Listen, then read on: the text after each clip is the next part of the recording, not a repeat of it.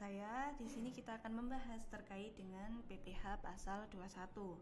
Nah, dari poin pembelajaran yang akan kita bahas yaitu yang pertama terkait dengan pemotong PPh 21 itu siapa aja. Kemudian yang kedua berkaitan dengan subjek dan objek dari PPh 21, kemudian tarifnya berapa, dan unsur penghasilan dalam gaji karyawan itu seperti apa, kemudian cara pemotongan, pemungutan, dan pelaporannya seperti apa. Kemudian kita akan belajar terkait dengan studi kasus dari perhitungan pajak karyawan. Nah, di sini pemotong PPh 21 itu adalah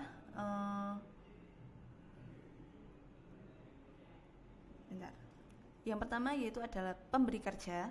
Jadi siapapun yang membayarkan gaji, upah, honorarium, tunjangan maupun pembayaran lain sebagai bentuk imbalan atas kerja yang telah kita lakukan, baik yang diterima oleh pegawai maupun bukan pegawai, itu dinamakan sebagai pemberi kerja. Kemudian yang berhak memotong penghasilan kita yang kedua itu ada bendahara pemerintah.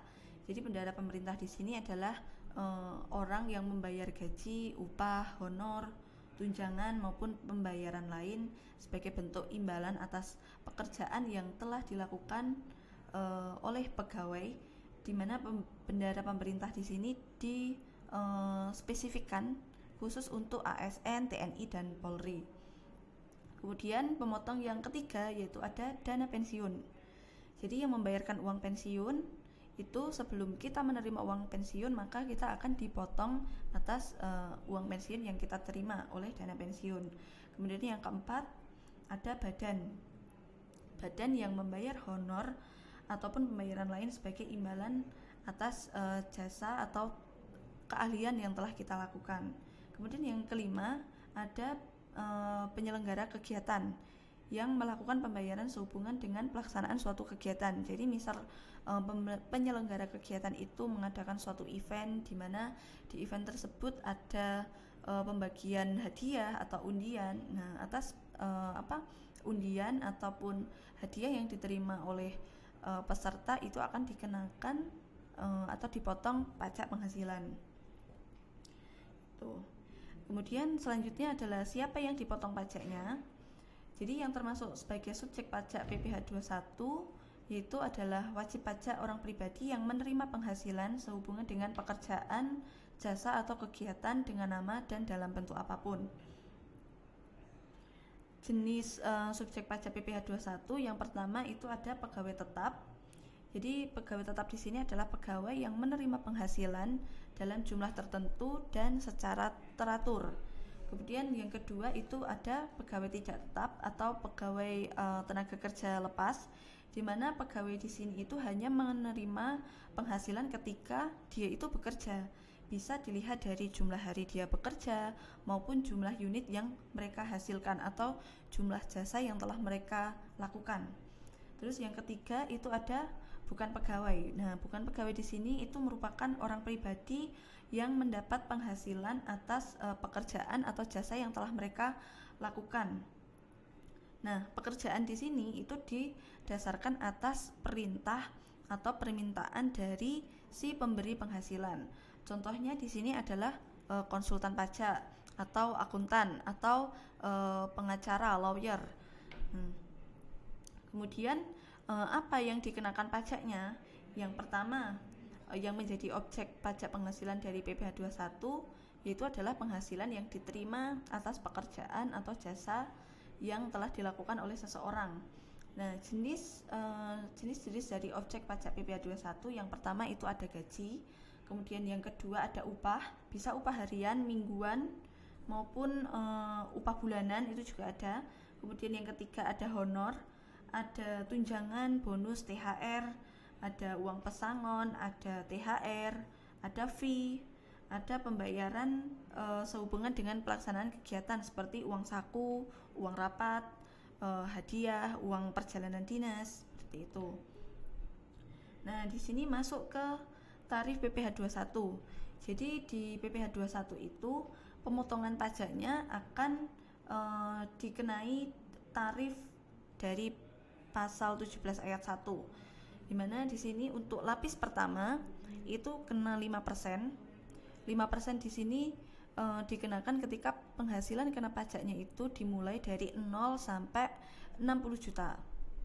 Kemudian lapis yang kedua itu ada 15%, itu dimulai dari PKP 60 juta sampai dengan 250.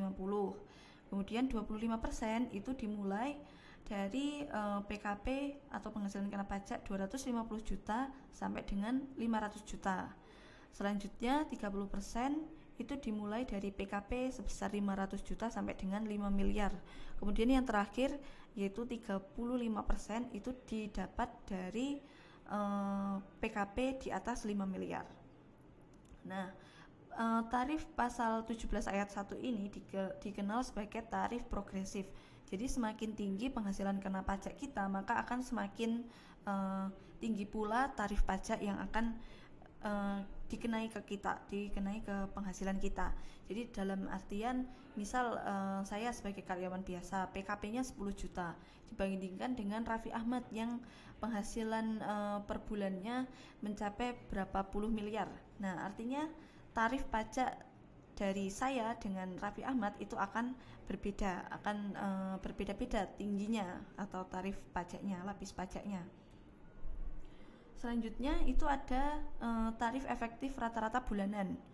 Nah, tarif efektif rata-rata bulanan ini membantu bagi kita sebagai pemotong pajak penghasilan atas karyawan yang bekerja di perusahaan, yang mana tarif efektif rata-rata atau tarif TER ini bisa kita gunakan untuk memotong penghasilan yang diterima per bulan atas karyawan kita, yang mana TER ini berlaku untuk menghitung penghasilan yang diterima di bulan Januari sampai di bulan November.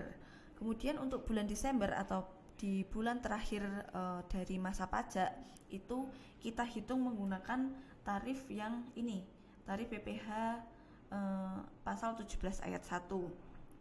Nah, untuk tarif efektif rata-rata ini ada 3 kategori. Ada kategori A. Nah, yang masuk di kategori A ini adalah PTKP atau orang pribadi dengan status tidak kawin terus tanpa tanggungan atau TK0, kemudian tidak kawin dengan jumlah tanggungan sebanyak 1 atau TK1, dan kawin tanpa tanggungan atau K0, artinya belum memiliki anak ya, dia baru kawin aja. Kemudian untuk kategori yang kedua atau kategori B, itu yang masuk ke kategori B adalah orang pribadi dengan status penghasilan tidak kena pajak sebagai TK2 atau tidak kawin memiliki 2 tanggungan, kemudian TK3 atau tidak kawin memiliki tanggungan 3, serta K1 kawin memiliki tanggungan 1, dan K2 atau kawin memiliki tanggungan 2. Kemudian yang terakhir yang masuk ke kategori C adalah orang pribadi yang memiliki jumlah tanggungan 3 dengan status kawin atau K3. Nah, ini ada tarif-tarifnya. Jadi kalau masuk ke TER A, ini ada PTKP-nya, ada TK0, TK1, dan K0. Terus ini ada penghasilan yang diterima per bulan, penghasilan brutonya. Terus ini ada tarifnya. Misal saya statusnya TK0, kemudian penghasilannya 10 juta, maka saya dikenai di nomor urut 9 ini, maka saya kena 2%. Seperti itu perhitungannya. Jadi tarif dikali dengan penghasilan bruto kita per bulan. Kemudian ini untuk tabel dari TER B, teman-teman bisa screenshot ya, atau cari di Google, itu sudah banyak dari tabel TER ini. Kemudian ini yang terakhir ada TER C gitu. Nah, mungkin podcast kali ini kita cukupkan sekian. Nanti kita ketemu di podcast selanjutnya, akan kita bahas terkait dengan cara perhitungannya. Terima kasih.